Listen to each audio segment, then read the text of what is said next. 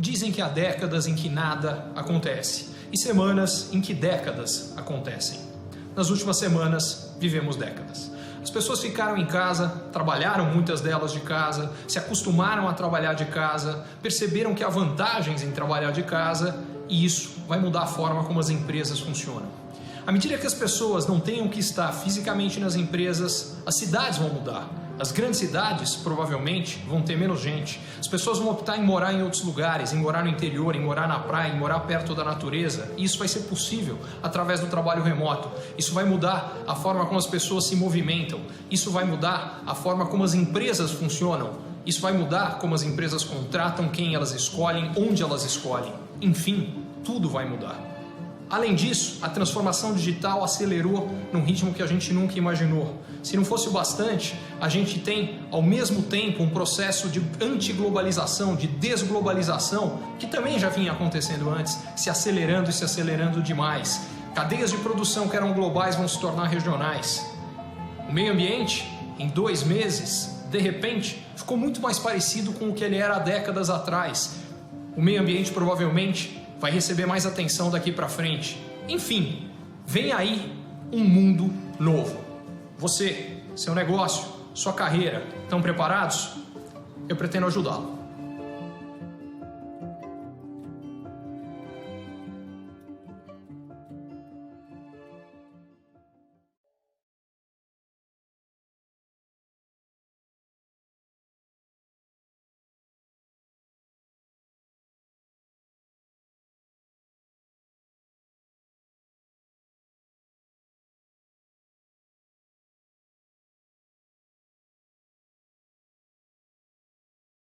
Sobre comunicação no pós-pandemia, o que mudou, o que você precisa fazer diferente.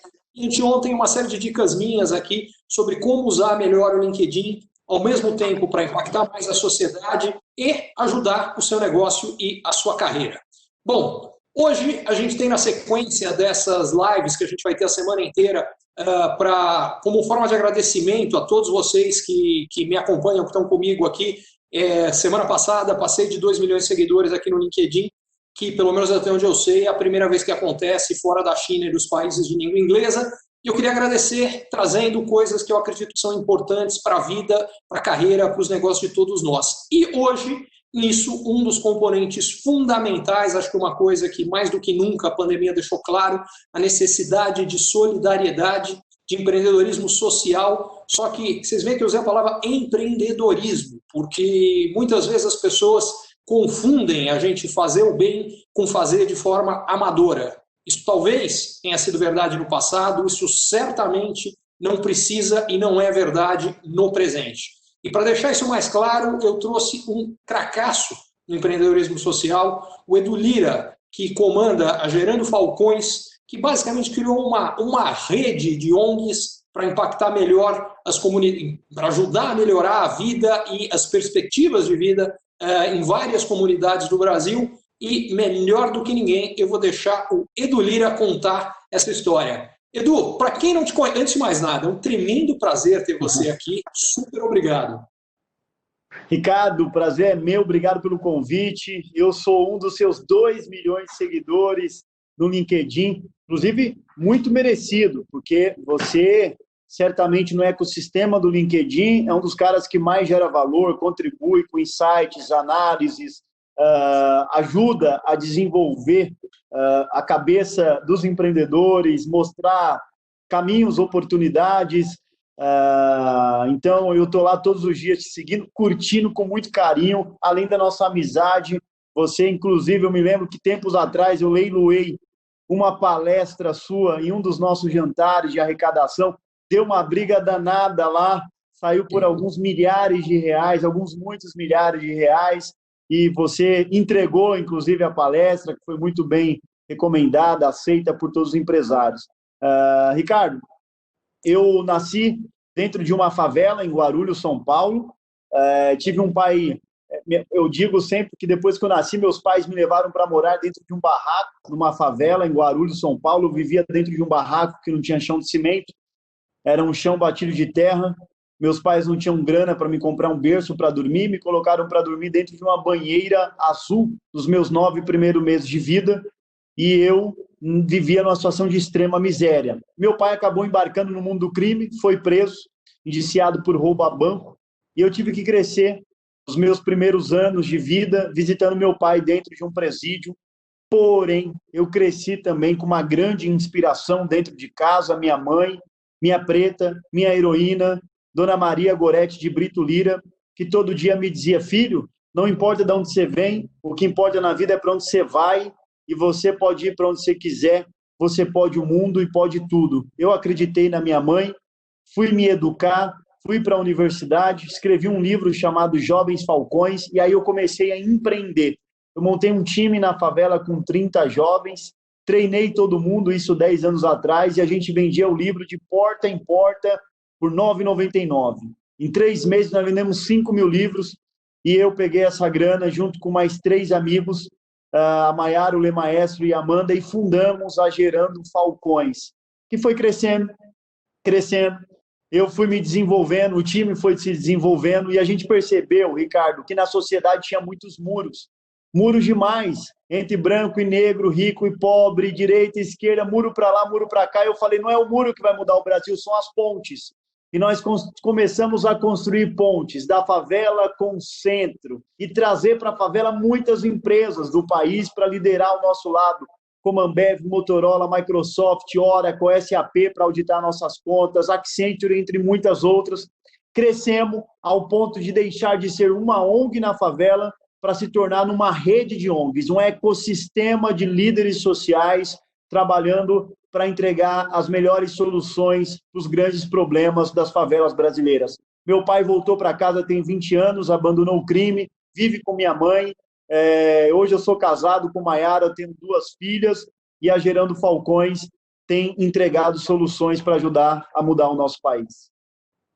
Sensacional, Edu. Agora, no momento que a gente está vivendo, em que as dificuldades causadas pela pandemia acirraram tensões e, por consequência, tiveram um aspecto muito positivo, que é forçar-nos a parar de aceitar o que já era inaceitável há muito tempo e tomar atitudes. E, por exemplo, você mencionou dos muitos muros, um deles que ficou muito exposto, começou nos Estados Unidos, mas isso acabou expondo o muro no mundo inteiro, inclusive no Brasil, que é a questão de racismo, e isso é muito positivo que isso seja exposto. Por outro, ele fez com que mais do que nunca muros estejam sendo construídos, no sentido de que a gente está tendo cada vez mais grupos antagônicos que só veem um lado. Eu costumo dizer que a realidade da minha mão tem 2 lados, tem o lado que você está vendo e o lado que eu estou vendo, só que você só está vendo um e eu só estou vendo o outro. E se eu não discutir, eu não entendo sobre esse, e vice-versa. Como é que você vê isso tudo que está acontecendo? Tanto esse antagonismo crescente, em muitos casos extremismos, e por outro lado,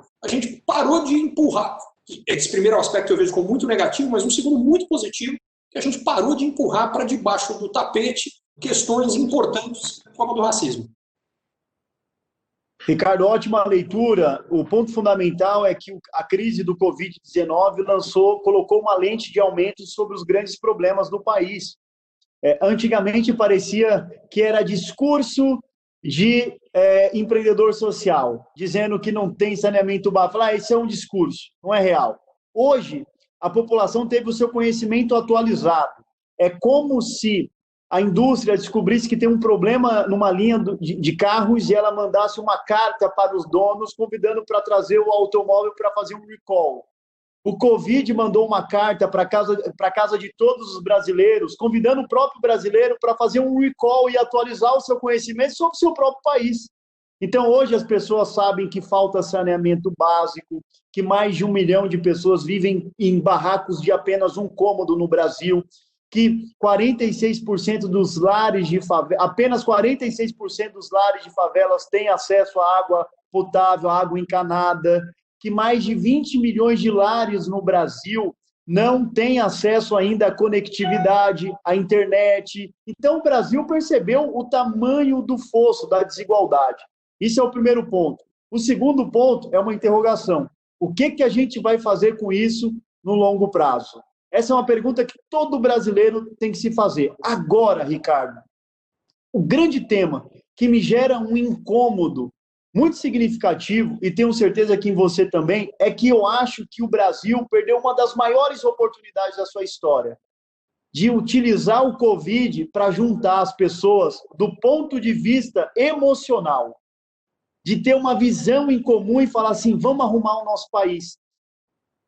A classe política do Brasil, mais uma vez, dividiu o país.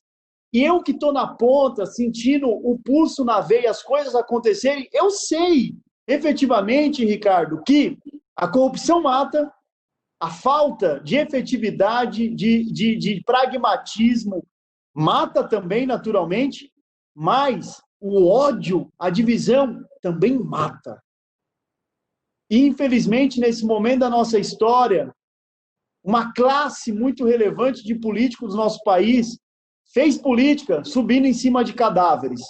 E isso machuca muito, porque a gente vê no dia a dia o quanto que esse discurso de ódio, de divisão, não é efetivo, não resolve o problema.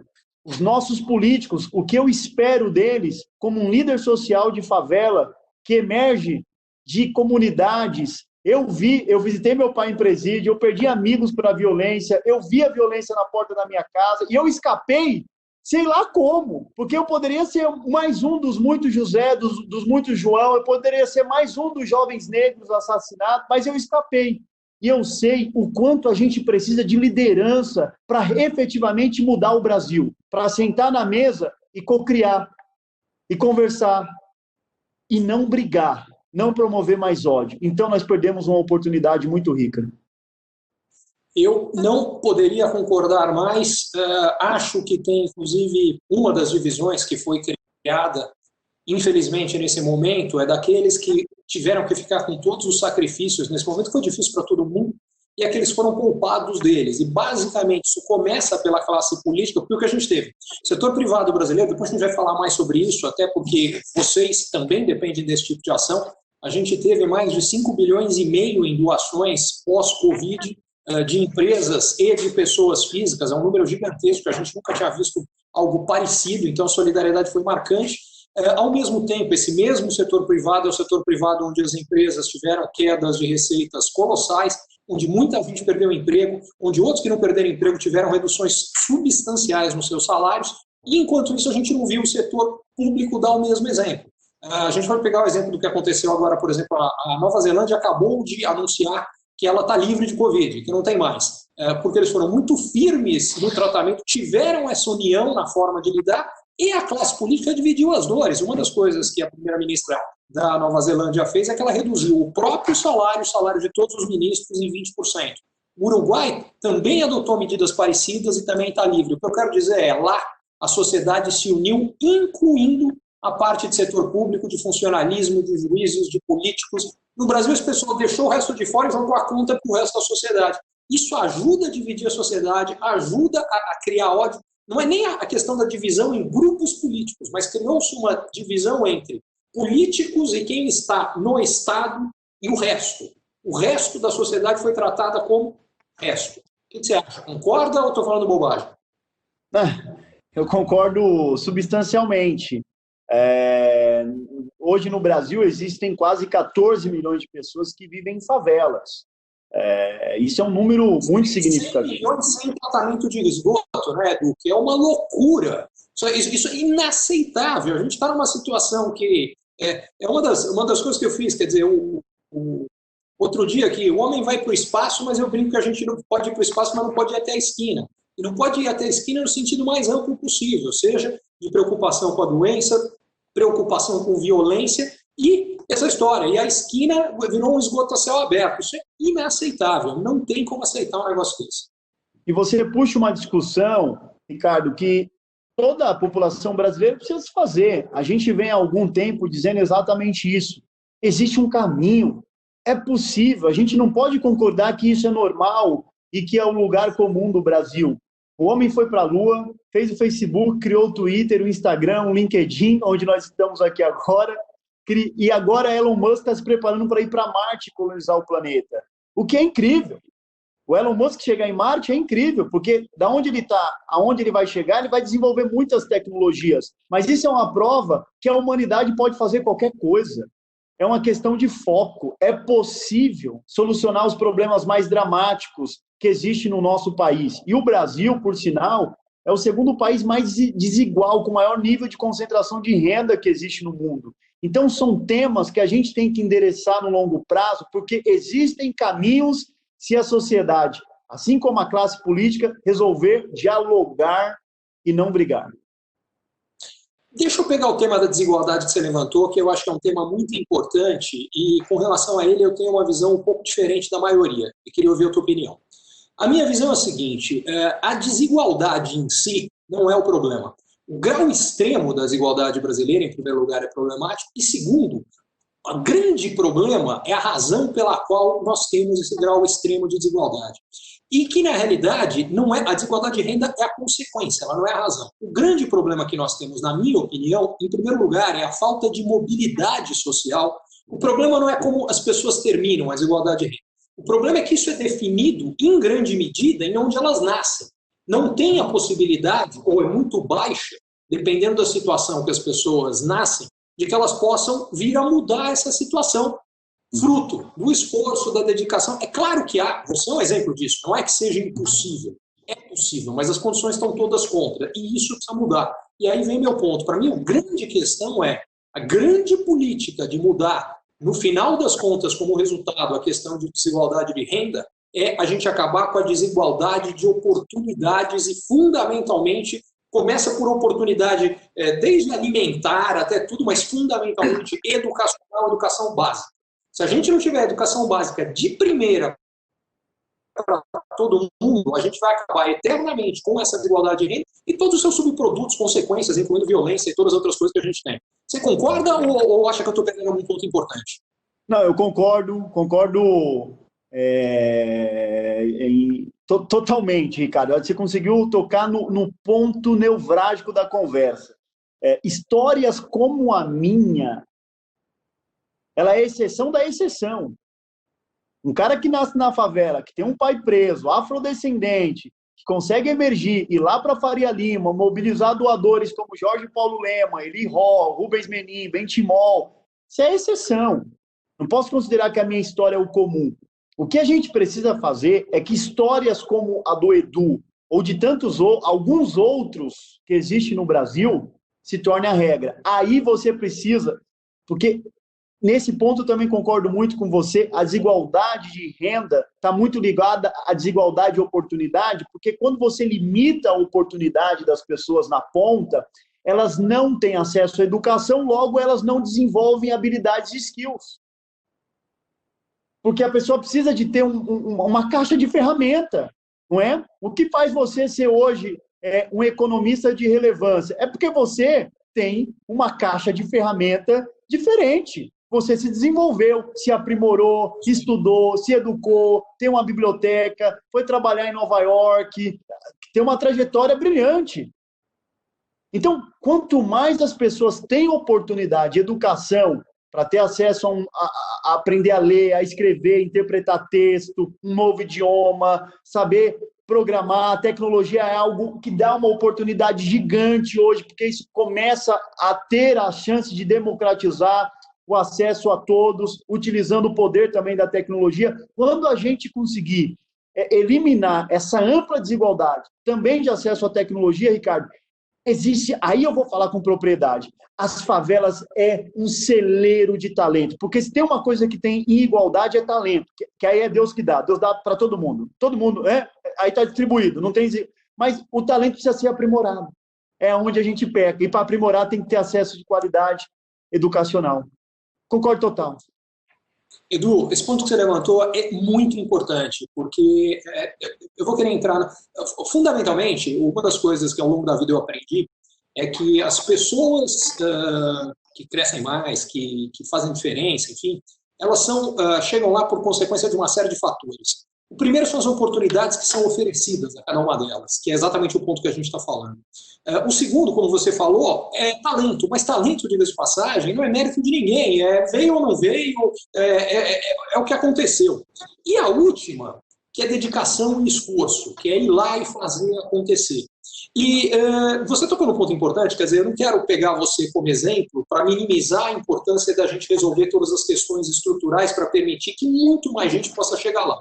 Mas o fato é que há um grupo muito pequeno, do qual você faz parte, que contra todas as probabilidades, ainda assim conseguiu. E eu acho que isso é importante entender, porque, primeiro, eu acho que vocês servem de exemplo para inspirar muito mais gente e mostrar que, a gente tem que mudar as condições, que aliás é o que você faz, mas mais do que isso, não pode usar como desculpa para deixar de fazer. Eu queria que você contasse um pouco mais o que você acha. Você tocou no ponto, mas não entrou no porquê. Por que você acha que você foi para o lado de ser um tremendo realizador, com tudo que você falou que aconteceu, e não para o contrário, que você poderia ter descambado para o outro lado, como você muito bem colocou? Ricardo, é uma combinação de algumas coisas, né? Se perguntar um cara lá que marca um gol, ele não vai conseguir explicar com muita clareza, falar, eu fiz isso, isso e aquilo. É uma combinação de muitas coisas, mas eu mencionaria... Edu, desculpa te cortar, mas assim, você perguntar para o cara marcar o gol, como é que ele fez o gol, ele não sabe. Agora, você perguntar como é que o cara virou Pelé, como é que ele virou Maradona, como é que ele virou o Ronaldão, aí tem toda uma trajetória, porque aí não é um gol, é um bom. Você não fez um gol, você fez vários 7-1. Aí você vai ter que contar assim, você não vai escapar dessa, não.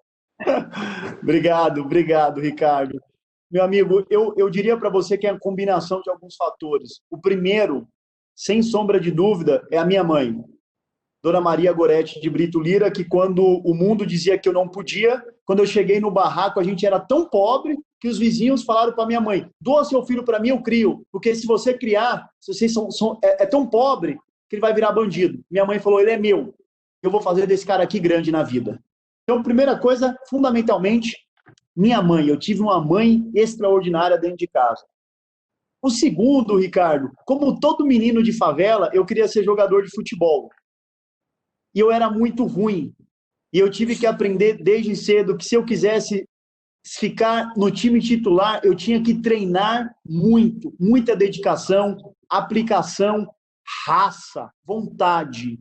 Então, eu descobri desde cedo que eu não era o mais talentoso, mas que ser o mais trabalhador, o mais persistente, o mais aguerrido, aí não precisava ser o mais talentoso. Isso aí era decisão minha. A hora que eu ia chegar no treino, se eu ia treinar mais do que todo mundo, era comigo. E eu melhorei. Eu aprendi. Então, o esporte me ensinou muito de que eu poderia aprender qualquer coisa. Então, Ricardo, hoje... Você acha que o esporte tem essa função para todo mundo? Porque eu acho que sim. Comigo aconteceu a mesma coisa. Também aprendi as mesmas lições com o esporte. Eu acredito que o esporte é uma das melhores escolas que tem, porque ele ensina exatamente isso que você falou. Ele ensina que o que você é hoje não determina o que você pode ser amanhã. Totalmente, Ricardo. Acredito muito na força do esporte como uma ferramenta de preparação de cidadãos e líderes. E terceiro ponto, Ricardo, que eu mencionaria é que as experiências emocionais que eu vivi, elas poderiam me matar, me sufocar, me colocar num caixão. Como elas não conseguiram me derrotar, elas desenvolveram alguns skills emocionais. Então, eu não encaro a derrota como um crime de lesa pátria, como o fim da minha vida. Hoje eu consigo encontrar motivação na derrota e voltar para casa e aprender com aquela perca e falar como que eu posso melhorar. Então aqui, na Gerando Falcões, e eu trago isso para a cultura da Gerando Falcões, a gente sempre está disposto a aprender e a gente não vê fracasso como fracasso. A gente tem um termo que a gente usa do fracasso bem-sucedido. Você cai, erra, aprende, mas implanta esses aprendizados em novos projetos e acerta. Nessa minha trajetória, foram muitas portas na cara, foram muitos nãos. Eu já fui fazer reunião na Faria Lima, que me mandaram subir pelo elevador de serviço, mas nada disso me sufocou, nada disso me matou, nada disso tirou o meu brilho no rosto, o meu sorriso e a minha alma leve, porque o problema nunca teve em mim.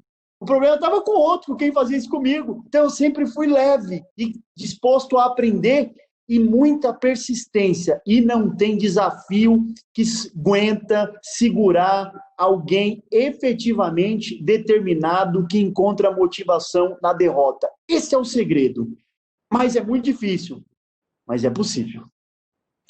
Edu, isso que você está falando eu acho que é importante, porque eu acho que as derrotas elas têm uma função fundamental na nossa vida, nos tornar melhores do que nós éramos antes. É ótimo dar certo, só que a gente não aprende nada quando as coisas dão certo. A gente aprende quando elas dão errado. São as derrotas que fazem com que hoje a gente esteja aqui e amanhã aqui. Quando você está ganhando, hoje você está aqui e amanhã você continua aqui. Você não aprende nada além do que você já sabia. É isso. Edu, Sim, por favor. favor. Não, Ricardo, eu só queria trazer um elemento nessa conversa. Tem uma frase que eu gosto muito, que a gente usa muito na Gerando Falcões, que é: eu não preciso ser como ninguém para ser alguém. Eu posso ser do jeito que eu sou. Eu nasci na favela, meu pai esteve preso, passei todo tipo de necessidade e tá tudo bem. Eu não preciso ser como o Bill Gates. Eu tenho a minha história, a minha identidade, o meu DNA, o meu sotaque, a minha cor, o meu cheiro, o meu jeito, minha forma. E existe um lugar para mim no mundo? Sim. Então, essa coisa de você se amar, se aceitar, ter autoestima, identidade própria, é fundamental na vida. Se eu posso reforçar, a sua mensagem é mais do que existe um lugar para você no mundo. Você é necessário para a humanidade exatamente por causa disso e por ser assim. A partir do momento em que você resolve deixar com que a sociedade, ou o que quer que seja, defina o que você acha que você deveria ser, você passou a ser mais um. Você se tornou uma commodity, você deixou de ser o Edu Lira. E aí você não vai ter o mesmo tipo de impacto na sociedade, nas pessoas que estão perto de você, e principalmente não vai ser tão feliz, que no final das contas é o que a gente deveria conseguir aproveitar a vivência que todos nós temos aqui. Perfeito, perfeito.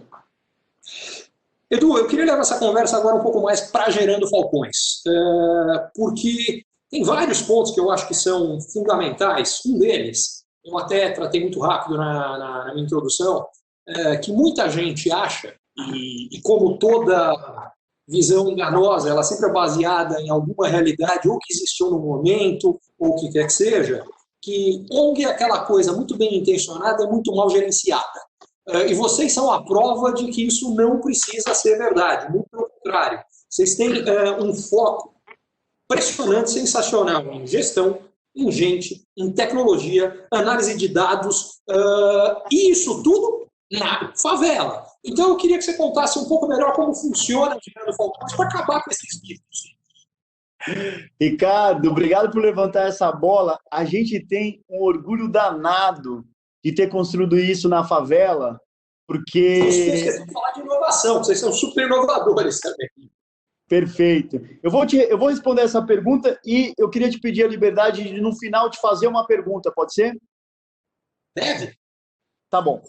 A resposta é o seguinte: eu morria de medo de quebrar, porque o meu background não é gestão. E aí nós iniciamos uma trajetória de evolução, de reconhecer. A gente não sabe de tudo, mas quer aprender tudo o que for necessário para conseguir chegar lá e colocar a miséria da favela no museu. Então, a gente, com muito apoio do mundo corporativo, de empresas como a própria Ambev, como a própria Accent, nós fizemos uma revolução na Gerando Falcões nos últimos 3 anos. Porque existe aquela visão danificada de que ONG é aquele negócio lá, feito de qualquer jeito, e pipipi, que o pessoal está lá sem trabalhar. Não, efetivamente não. Hoje, na Gerando Falcões, todo o time tem 5 metas de dobradas, todo colaborador tem 5 KPIs anuais, tem plano de carreira, tem gestão à vista. Temos também um foco muito relevante em recrutar talentos, em desenvolver gente, em dar jornada para essas pessoas, em dar um desafio grande e um problema grande para elas solucionarem com a sua curiosidade, com a sua expertise, com o seu sonho. Além disso, Ricardo, temos uma frente muito significativa de uso de dados para tomada de decisão, de usar dados para acelerar a transformação de vida do público atendido pela Gerando Falcões, das crianças, dos jovens, nos programas de qualificação profissional, como aulas de programação que nós fazemos hoje para colocar meninos negros, meninas de favela no mundo de tecnologia, inseri-los no mercado de trabalho, como temos tantos em startups, empresas na Faria Lima, na Paulista, no poder econômico do país. Temos um foco muito sistematizado em fazer a nossa ação com transparência. Hoje, cada vírgula, cada real auditado pela KPMG, com reportes trimestralmente para os nossos investidores. Temos aqui também uma cultura, Ricardo, que isso eu me orgulho muito. Temos 7 princípios de cultura, e que não é algo copiado do mercado, mas é a nossa essência, que é o tamo junto, vai que dá, é tudo nosso, trabalho duro, papo reto, pegada forte, o é nós, que é o nosso protagonismo, que é a gente entender que o problema da favela é nosso, mas a solução também é nossa. Então, Ricardo, quando alguém me pergunta o que eu sou, eu digo que eu sou um CEO, assim como o Steve Jobs, o Jeff Bezos, assim como o Satya Nadella, eu sou o CEO na favela, na Gerando Falcões, e temos uma visão de longo prazo, de colocar a miséria da favela no museu. Para isso, nós vamos errar muito, mas entre o lugar onde nós estamos e colocar a favela, a miséria da favela no museu, vai demorar algumas décadas, mas nós vamos descobrir muitas tecnologias, muitos processos, encontrar muitos talentos para liderar essa revolução. Então, o que eu queria deixar muito nítido para toda a audiência que você me possibilita conversar aqui, Ricardo, é que a Gerando Falcões é uma ONG de favela com sistemas de gestão, de uso de dados e tecnologia mais sofisticado possível, usando isso para efetivamente mudar o Brasil no longo prazo. Sensacional, eu achei legal quando você falou dos quais são os princípios que você tem, eu adorei, você terminou por o é nós, e eu achei o máximo, e todos os outros encaixam exatamente, porque poderia ter, não, o princípio poderia ser, você é responsável pelo próprio protagonismo. E não queria dizer nada para o público com quem você está falando e que tem que fazer alguma coisa. É nós. Está mais claro, impossível, está mais real, mais palpável, mais verdadeiro. Porque uma das coisas que às vezes me preocupa, eu preciso ser transparente, é que eu vejo, propósito é tudo, mas propósito tem que ser, tem que entrar no DNA, tem que ser sentido, tem que inspirar pela pele, tem que estar aqui. Propósito que virou aquele negócio colado ali atrás, que eu falo que são frases bonitas, palavras, não sei o quê, mas que não quer dizer nada, não funciona. É nós e eu sei que é de verdade. É de verdade, totalmente verdade. Ricardo, indo na esteira aqui do que você me perguntou, eu tenho uma pergunta boa para você. Estava todo mundo indo muito bem, em algum nível, indo bem, mas de repente o Covid chega. E o Covid também mostrou um pouco da vulnerabilidade que existe no mundo dos negócios. A falta de digitalização, a falta de uma agenda de inovação dentro das empresas, porque todo mundo, quase no geral, foi surpreendido. E eu estou falando não dos pequenos que estão lá dando um duro danado para conseguir pagar a conta, mas quem pode realmente, teve a educação para fazer isso, tem conselhos, tem consultoria, tem lá todo tipo de gente, mas todo mundo foi surpreendido. O que os empreendedores no Brasil podem fazer? Primeiro, por que todo mundo foi surpreendido? E segundo, o que as empresas brasileiras poderiam fazer para inovar mais? Porque talvez o que nos trouxe até aqui não vai fazer a gente chegar do outro lado de lá e realmente transformar o Brasil. Essa é uma coisa que está muito na minha cabeça. Edu, são duas perguntas. A primeira, por que quase todo mundo foi surpreendido? Porque nós tendemos a não acreditar nos alertas que são feitos por pessoas que são especialistas de uma determinada área e entendem do assunto. Quando elas fazem o alerta, a gente fala, imagina, isso é chute, mandiná, bola de cristal, não tem como saber isso por uma única razão. A gente não tem o conhecimento suficiente e necessário para entender. Por que eu estou falando isso aqui? O Bill Gates, que você citou aqui antes, fez um alerta em 2015 que o maior risco para a humanidade era uma pandemia, não era uma guerra, não era uma guerra comercial, não era nada disso. Um alerta super bem feito, que é basicamente com a cara do que aconteceu.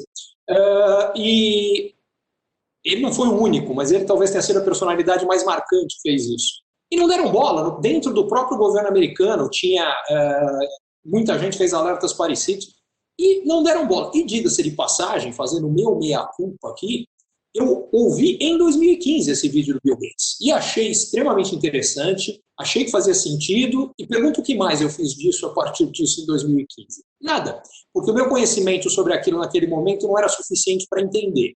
Por outro lado, se eu acabei de reconhecer aqui a minha incapacidade de usar a informação tão bem quanto poderia 5 anos atrás, quando começou a pandemia aqui, desta vez, no final do ano passado, no começo eu também estava acompanhando, vamos ver como é que não entendi muito bem. Em fevereiro, quando na Itália já estava muito sério, eu percebi, isso aqui escapou e vai sair para fora do mundo. E comecei a fazer alertas para clientes, alguns clientes, alguns não, vários, e cheguei a fazer, inclusive, um alerta em rede social. Quando eu fiz o alerta em rede social, Edu, você não sabe o que eu tomei de porrada, porque, para completar, aquilo ali era a época de carnaval, e falou, pô, você quer estragar nossa festa, não tem nada acontecendo aqui, tá tudo ótimo, blá, blá, blá, blá, blá. Então, chega na sua resposta. O grande problema é que, primeiro, para tudo, alguns vêm primeiro. O Bill Gates viu 5 anos antes de mim, mas eu vi um mês antes do resto aqui. Só que esse que levanta a bola só é apedrejado, porque como ele vê algo que os outros ainda não estão vendo, o que acaba acontecendo é que fala, imagina, isso é uma bobagem, não está acontecendo nada. Então, a primeira coisa que nós precisamos mudar para conseguir usar isso melhor é entender a capacidade do que está acontecendo e ouvir de coração aberto quem está conseguindo ver alguma coisa que a gente não vê, a gente não tem a tendência de fazer. Eu estou falando mas tem gente, inclusive no Brasil, que viu antes de mim, inclusive. Tá? Tem gente que eu conheço que dentro das suas empresas estava implementando, isso eu só soube depois, mas estava implementando já medidas ainda antes disso. Tá? Então esse é o primeiro aspecto que eu acho. É a capacidade de ouvir quem vê algo que a gente não vê sem prejulgar. A gente normalmente prejulga. E com relação à inovação que você falou, eu acho que basicamente é colocar a inovação na cultura. Eu, inclusive, sou sócio de 2 empresas, de 2 negócios que tentam ajudar a fazer isso. Um deles, que inclusive está ajudando a fazer todo esse processo dessas lives acontecerem, que é a mentoria Ricardo Amorim, é exatamente trazer para casos concretos e tentar ajudar, não é só a inovação, mas também projetos de inovação a acontecerem. E o outro, que é o AAA Inovação, que é o seguinte, o que eu acho que inovação, o conceito de inovação tem que fazer parte do dia a dia de todos. Por que inovação, em geral, avança tão pouco? Porque nós ainda acreditamos que inovação é o seguinte, você tem uma grande estrutura qualquer, pode ser uma empresa, pode ser uma ONG, pode ser o que for, e tem um grupinho, tem uma meia dúzia, 10, 15, que são focados em pensar em inovação. O problema é que se você tem, como nas grandes empresas, dezenas de milhares de pessoas que estão preocupados com a questão do dia a dia, com o resultado do trimestre, e tem meia dúzia preocupada em inovação, você pode colocar meia dúzia de gênios lá. Eles não conseguem fazer com que aquilo, de fato, se torne prioridade para todos. Então, o que eu acredito é que todo mundo tem que saber o que está acontecendo em termos de inovação para perceber o seguinte, não existe a opção de continuar fazendo o que a gente estava fazendo por muito mais tempo, porque as coisas estão se transformando cada vez mais rápido, e eu acho que o Covid deixou isso muito claro. Se a gente continuar a fazer como fazia antes, a gente vai ser atropelado. Ficar onde está não é estar parado, é estar andando para trás, porque o mundo está se movendo. Estar parado é estar andando para trás, e isso tem que ficar claro. E aí eu acredito que é só começando a ver todas as inovações que estão acontecendo. E o que vocês fazem é um exemplo disso. É para quem acha que, não. Então, ONG é aquela coisa que é um bando de senhoras bem intencionadas, super bem intencionadas, sou super favoráveis a elas, mas que em algumas horas estão dedicadas a isso sem muita organização, sem muita gestão. Esquece, isso já era. É muito mais do que isso, pelo menos as boas ONGs, como é o caso de vocês. Não sei se respondi a tua pergunta. Perfeito, Ricardo. Eu fiz questão de fazer essa pergunta, até porque é um tema que eu me interesso, e eu acho que é um desafio de todas as empresas, empreendedores no Brasil, de ter uma agenda de inovação para a gente não ser tão surpreendido e para a gente conseguir dar ritmo na construção de novos produtos, novas parcerias, novas tecnologias, novas iniciativas. Muitas delas vão ficar pelo caminho, vai ter uma taxa de mortalidade, muita coisa vai dar errado, mas alguma coisa que der certo pode acelerar tanto o crescimento. E eu estou trazendo esse tema, Ricardo, porque quando acabar essa crise, não sei quando vai acabar, mas quando iniciar a saída gradual, nós vamos precisar muito dos empreendedores para reconstruir o nosso país. Não é? E você traz esse tema de empreendedorismo muito frequentemente nos seus canais, no LinkedIn, no Instagram, do empreendedorismo. E os empreendedores não podem se acovardar, porque nós passamos por muitos outros momentos muito delicados na nossa história. Eu sempre digo, eu nasci na crise. Onde eu nasci, a favela era na crise, para liderar em momentos como esse. Então, eu queria até aproveitar para fazer um chamamento de dizer, vamos liderar, inovar, empreender, porque o Brasil vai depender muito da gente para dar a volta por cima. Assino embaixo e eu diria mais, Edu, de alguma forma você, e de uma forma menos ampla, toda uma geração brasileira, de brasileiros, não é nem que nasceu na crise, nós somos filhotes da crise, de crises, não é uma crise, são várias. Agora, Edu, eu queria aproveitar que está chegando muita pergunta legal aqui, queria primeiro estimular todo mundo a mandar suas perguntas para o Edu por aqui, estimular mais uma coisa, para quem você achar que é importante acompanhar essa conversa, ouvir tudo isso que o Edu está contando, marca aqui nesse post as pessoas que você acha que precisam ouvir tudo isso que ele falou.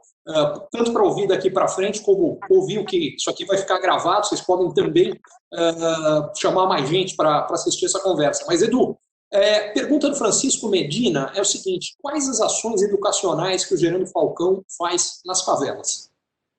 Boa pergunta.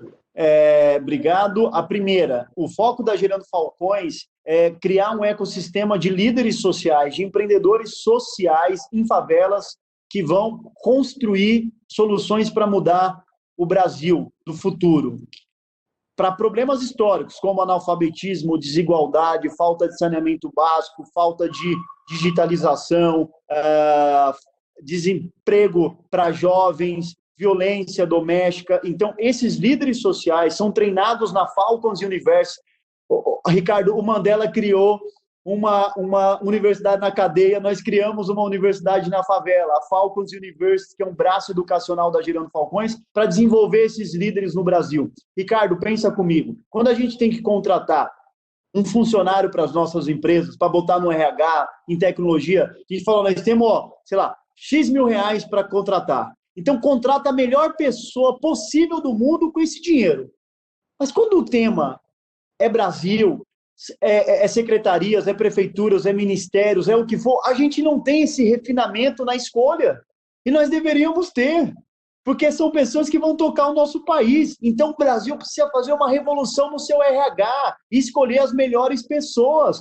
Quando eu decido seguir o Ricardo Amorim nas redes sociais, é uma curadoria que eu estou fazendo, porque eu deixo de seguir outros. Eu não vou seguir todo mundo, eu quero beber da fonte do Ricardo. A mesma coisa são os demais setores. A gente tem que ter refinamento. E o foco da Gerando Falcões é ter refinamento em um projeto de longo prazo para desenvolver líderes que vão entregar as soluções do Brasil. Essas lideranças entregam soluções de esporte nas favelas, de cultura, de formação profissional de jovens, de fomento ao empreendedorismo dentro das favelas. Então, o nosso foco é criar um ecossistema maduro, amplo, que usa tecnologia, dados, inovação para mudar as favelas do Brasil.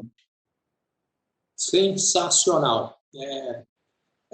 Por aí, eu achei muito bacana você citar o Mandela, e no começo você falou da importância de a gente acabar com as divisões, e muito mais do que as palavras, o que fala são as atitudes que as pessoas têm. E o Mandela é um desses que são os ícones, colocaria ele no nível de um Gandhi, de um Martin Luther King, que as ações do ponto de vista de não ser revanchista e buscar criar sociedades melhores, mais justas e mais amplas, falam por si só.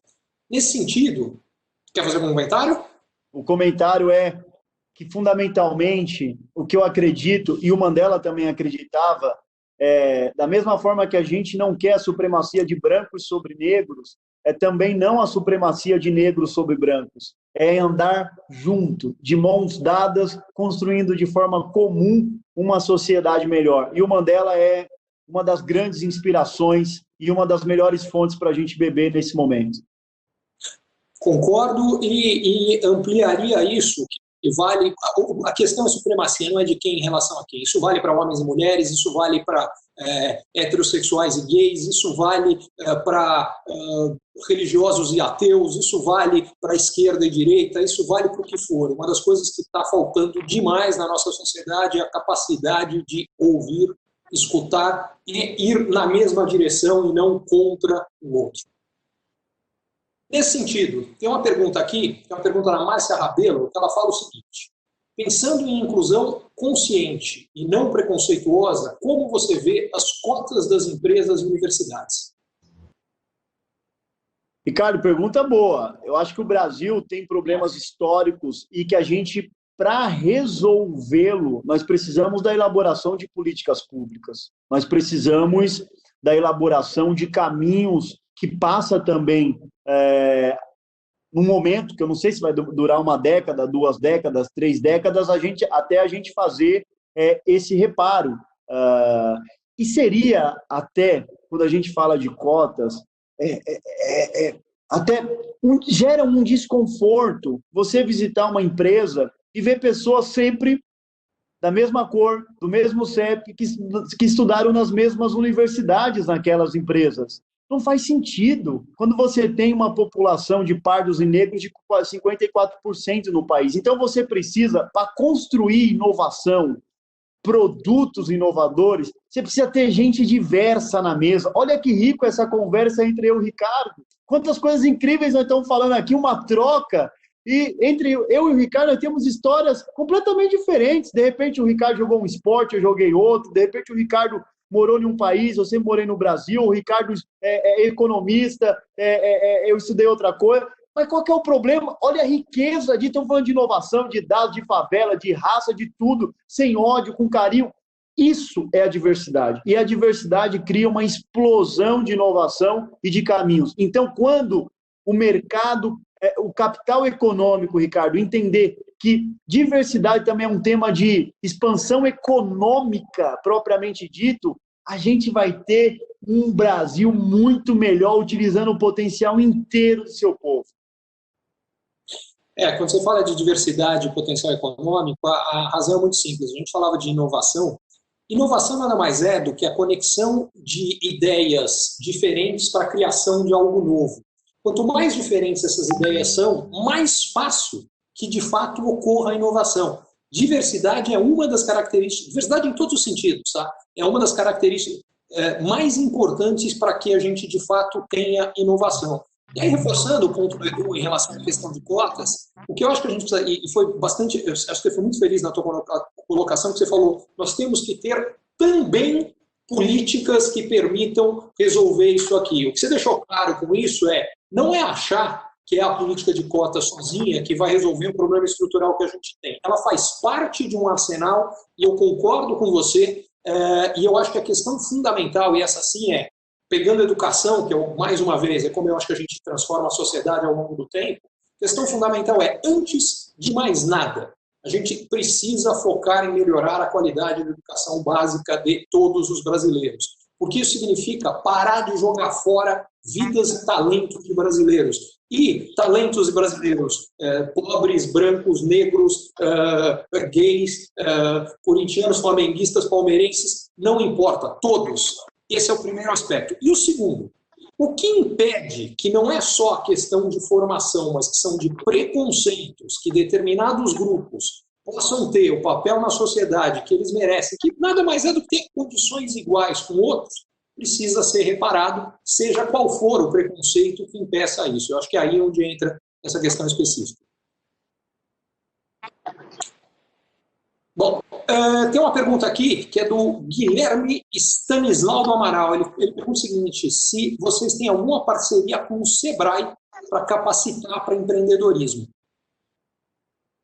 Temos, já capacitamos muitos empreendedores de favela em parceria com o Sebrae, que é uma ferramenta importante de fomento ao empreendedorismo no país e que tem dado muito certo, Ricardo. Muito bacana. E tem uma pergunta aqui que é do Flávio Eduardo Carnaval, que ele fala como é que a gente pode expandir o apoio da Gerando Falcões para outras favelas de São Paulo. E uma segunda, muito bacana, como apoiar a ONG com consultoria de liderança, tecnologia e processos. Opa, boas perguntas. O primeiro ponto, Ricardo, obrigado pela oportunidade em trazer também essa frente. A Gerando Falcões recebe doações de toda a população.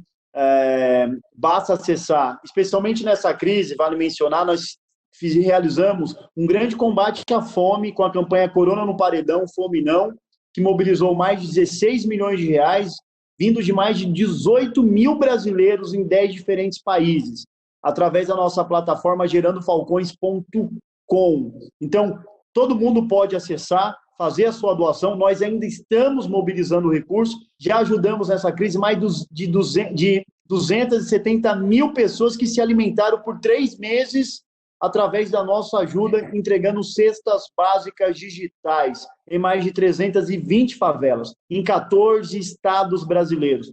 Uma ação de fôlego, Ricardo, que salvou a vida de muitas pessoas. Lembrando que nós chegamos pelo menos 8 semanas antes do governo na vida dessas pessoas.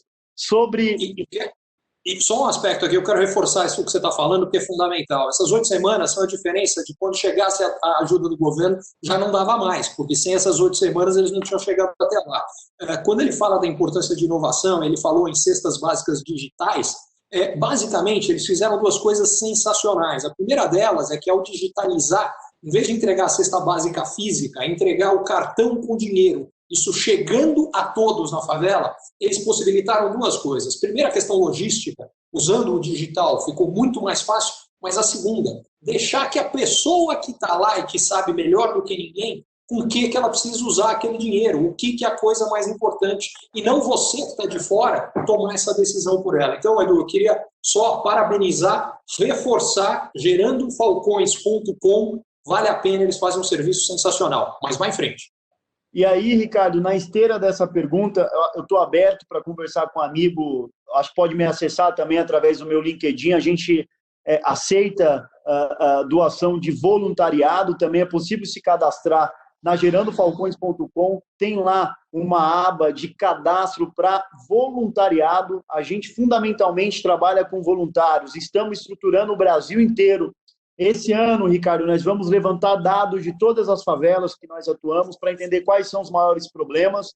E em torno de cada problema, nós vamos estruturar esses problemas através de squads, para que a população, junto com os nossos líderes das favelas e os talentos do mercado brasileiro, possa trabalhar para solucionar esse problema, inovando, testando, errando. Então, também está todo mundo convidado para se cadastrar na área de voluntariado. E, finalmente, Ricardo, se você me permite, eu queria trazer uma reflexão.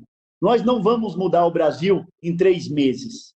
É fundamental todo brasileiro ter uma visão de longo prazo. O Cristo Redentor durou 9 anos para ser construído. A muralha da China, alguns séculos. Não dá para resolver problemas que são históricos no Brasil em 1 mês, fazendo uma postagem no Instagram em 1 dia. É muito bonito e faz parte colocar lá a tela preta. Ok, é bom, é fundamental, mas é muito mais do que isso. É o todo dia, é escolher as suas apostas de tomada de risco, qual ONG que você vai doar no longo prazo, qual empreendedor social que você vai acompanhar, mas acompanhar mesmo, ir lá ver a auditoria, o relatório, quais são os projetos, se bateu a meta, se não bateu, quem é o CEO, quem é o time, ter uma vivência, um acompanhamento de longo prazo. A Gerando Falcões, nós estamos cada vez mais ampliando o nosso ecossistema de doadores, são pessoas que doam R$100 por mês, R$30 por mês, mas na década, porque é a década e nós iniciamos uma década nova. Então é uma janela nova para ter um espírito novo, aprender com todas as lições do Covid e construir uma agenda de longo prazo para a gente mudar o Brasil de verdade. Edu, fica até difícil agora de passar qualquer outra coisa, porque o teu discurso agora é tão importante, tão forte, tão bonito, que qualquer pergunta que eu te passar agora ficou pequena. Olha, o que eu queria só reforçar nesse teu ponto quando você fala da questão de visão de longo prazo e que a gente não muda as coisas em períodos curtos. A primeira coisa é, ação é melhor do que intenção, seja ela qual for. Mas a segunda é, se ela ainda tiver estratégia, sem dúvida o impacto vai ser muito maior. Queria te passar mais uma pergunta rápida, que é uma pergunta do Carlos Cardoso, ele faz, que eu acho que é uma pergunta relevante. Ele fala o seguinte, a prioridade maior não é saneamento básico antes de educação? O que você acha? E, Ricardo, a pergunta merece uma discussão profunda, que não daria para responder aqui agora, mas o que eu posso te dizer é que tem pesquisas que apontam que para cada R$ 1 colocado em saneamento básico, você poupa 4 com saúde pública no nosso país. E a educação é o pilar de tudo. Eu acho que não é uma coisa ou outra, é como que a gente faz as duas. Né? Porque você precisa comer, você precisa dormir, não dá. Tem coisas que são fundamentais. Então você tem que ter educação e tem que ter saneamento básico, que é o que compõe a cidadania. Agora acabou, agora matou a pau. Edu, eu queria te agradecer essa possibilidade de ter esse tempo aqui com você. Se você tiver alguma palavra final, que eu vi que você olhou para baixo aqui, não sei se tem mais alguma coisa que você queira falar, algum recado, esse espaço é seu. Ricardo, eu só quero poder lhe agradecer. Você sabe do carinho e do respeito que eu tenho por você. Nós temos muitas trocas de WhatsApp, relacionamento, e destacar um ponto em especial. A franqueza e o carinho como você debateu aqui comigo temas que são dificílimos de debater, que muitas pessoas fogem dessa discussão e desse diálogo, e se escondem, ou por ser bem-sucedido, ou por ser branco, ou por ser homem, o que não tem problema nenhum, ser branco, ser homem, ser bem-sucedido. O problema é se esconder, e é não fazer a coisa certa. E você me traz aqui, joga luz, ainda mais amplia a nossa luz, sobre os temas de favela, sobre os temas de periferia, de empreendedorismo, a discussão racial. Então, eu quero te parabenizar por essa atitude, por essa brilhante iniciativa. Eu não esperava nada menos do que isso de você, e agradecer por esse tempo tão precioso, que foi um rico aprendizado para mim também. Bom, Edu, quem agradece sou eu. Se você ainda não marcou alguém, quem está assistindo a gente, se você ainda não marcou alguém que precisa ouvir esse papo do Edu, não deixe de fazer isso agora. Pede para o pessoal conferir. Queria aproveitar mais uma vez, recomendar para quem não viu ainda as 2 outras lives que eu mencionei, elas estão na minha timeline, estão em destaque no meu perfil, dá a chance de ouvir, e ouvir as 2 que a gente vai ter ainda na sequência amanhã e depois. Era até uma das perguntas aqui, que não deu tempo da gente entrar, mas que era uma pergunta boa, que fala que na história de mobilidade social, até vou passar rapidinho para você, que uma das coisas importantes é falta de crédito. E como é que você vê as políticas para isso, Edu? Dá uma palhinha ali, mas amanhã a gente vai tratar especificamente desta questão, quer dizer, a importância de a gente dar acesso a crédito para mais gente, democratizar o acesso ao crédito como forma de democratizar oportunidades na vida em geral. Fundamentalmente para moradia também, Ricardo. Crédito para moradia com baixas taxas de juros, para as pessoas terem mais dignidade, sair do barraco, construir uma casa digna, porque isso é muito importante. E nesse sentido, uma coisa fundamental é a regularização fundiária. Tem um projeto sensacional feito na favela do Cantagalo, porque você ser o dono do lugar onde você mora possibilita que você tenha acesso a crédito em condições melhores, dinheiro mais barato, possa montar um negócio, isso muda muita coisa, então é fundamental. Mas para quem tem interesse nesse assunto, não deixe de conferir amanhã a conversa que a gente vai ter com a Ana Karina, que é CEO do BMG, ela vai falar sobre inclusão. Até onde eu sei, a Ana Karina é hoje a única CEO mulher de uma grande instituição financeira, vai falar sobre as mudanças no mercado de trabalho, vai falar, sim, sobre democratização de crédito. Enfim, não deixem de conferir, e já que a gente falou muito de educação, sexta-feira o papo é com o Shahin Zayer, que é o CEO do Grupo SEB, um dos, se não o principal empresário de educação do Brasil, e a gente vai falar sobre a importância de educação nesse mundo novo que está acontecendo, novas tendências, novas oportunidades. Gente, muito obrigado, e para quem eventualmente tiver interesse em uma ajuda mais específica, mais detalhada, eu passei rapidamente aqui, falei dela, a mentoria que eu faço, a mentoria Ricardo Amorim, que quiser conferir, mentoriaricardamorim.com.br, ela é focada em empreendedores, empresários com dificuldades muito específicas. É o que a gente trata lá para permitir que elas cresçam mais, impactem mais, tenham resultados melhores. Edu, a última palavra é sua. Obrigado pelo convite. Tamo junto. Vamos que dá. E é nóis. É nóis. Valeu, gente. Obrigado. É isso aí.